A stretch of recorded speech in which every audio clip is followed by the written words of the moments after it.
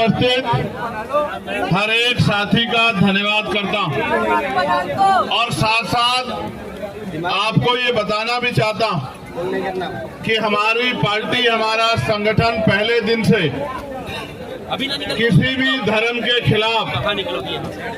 अगर अमर्यादित टिप्पणी की जाती है, कुछ साथियों को शायद कोई गलतफहमी हुई है, ये परमिशन है जो हमारे लीडर समीर साहब ने ली है। मैं ये मानता हूँ जिस तरह से लगातार हमारे लोग काम कर रहे हैं, हमारे पार्टी के प्रति, संगठन के प्रति लोगों का समर्थन बढ़ रहा है, तो इस तरह की साजिशें होनी जारी है, इनसे घबराने की जरूरत नहीं है। और मेरा ये मानना है कि हमें लड़ाई लड़ने के लिए हमेशा तैयार रहना चाहिए। तो मैं अपनी बात आपसे रख रहा था, वो बात ये है कि जिस तरह से भारत के संविधान ने सभी धर्मों को बराबर का सम्मान और अपने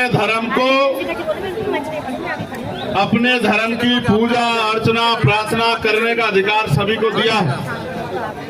वहाँ जिस तरह से लंबे समय से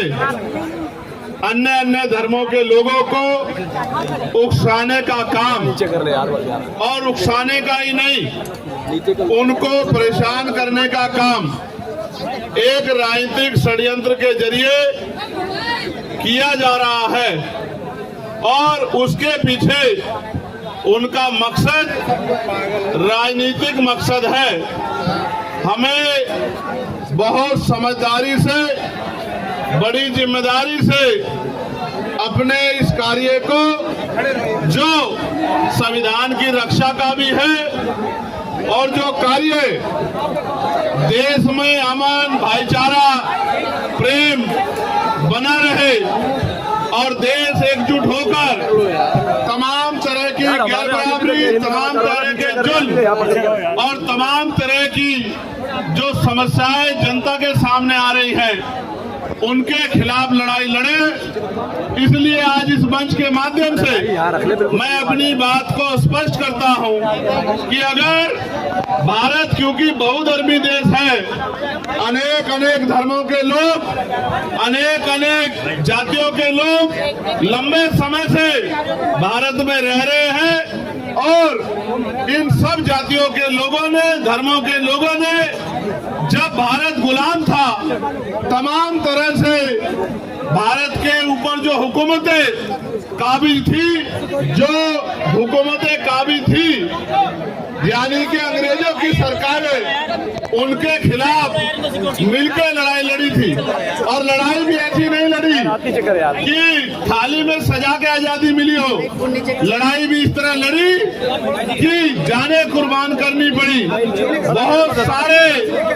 बड़े पैमाने पे हर सभी धर्मों के लोगों ने बलिदान दिए, तब जाके देश आजाद हुआ। और आज जब देश को आजाद हुए 75 साल से ज्यादा हो गए हैं, तो जानबूझ के, चाहे मुसलमान हो, चाहे सिख हो, चाहे क्रिश्चियन हो, चाहे बौद्ध हो, चाहे जैन हो, या कई जगह पर अन्य धर्मों के खिलाफ भी तमाम तरह से उनको उकसाने, डराने, दबाने और उनको अकेला महसूस कराने का जो षड्यंत्र किया जा रहा है, इसके खिलाफ हम, हमारा संगठन, हमारी पार्टी पूर्ण रूप से हर कमजोर के, हर गरीब के, हर मजलूम के साथ खड़े हैं। और जब तक ये गैर बराबरी पर आधारित व्यवस्था जो लोगों को डराने, दबाने, सताने का काम करेगी, हम अपने भाइयों का हाथ नहीं छोड़ने वाले।